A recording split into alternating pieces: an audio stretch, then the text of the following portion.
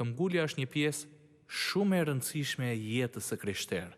Ju nuk dorëzoheni dhe hiqni dorë, vetëm sepse ju dështuat një herë, vetëm sepse u rrëzuat apo sepse dolët jashtë vullnetit të Zotit. Ktheuni sërish në vullnetin e tij dhe vazhdoni. Kjo pra është mënyra si të merreni me ato gjëra me të cilat duhet të përballemi në jetë. Dhe pastaj sigurisht, besoj me të vërtetë dhe sinqerisht që Zoti po zhvillon një karakter të ngjashëm me Krishtin në jetën time, dhe nëse është kështu, atëherë kur këto gjëra të vinë, ndoshta duhet i them dikujt, të lutem, a mund të më falësh për atë që të kam bërë ty? Tani dëgjoni këtë. Gatishmëria ime për të kërkuar falje është pjesë e ndërtimit të karakterit të tij. Por edhe personi që do t'ja them këtë është pjesë e karakterit të tij, sepse ati duhet të vendosë nëse do të më falë apo jo.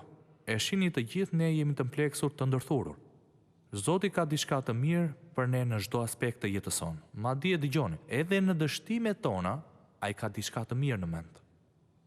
Ne këndojmë atë këngën kur rrëzohem ai më ngre mua. Po në fakt. Dhe nëse unë do t'ju pyesja sot, sa herë vallë ju ka ngritur Zoti kur keni rënë, ne s'kemi aq gishta sa për t'i numëruar. Sepse ai na ka ngritur shumë herë kur kemi rënë. E dini pse? Ai s'ka hequr dorë nga ne dhe ai nuk do që ne të heqim dorë prej tij.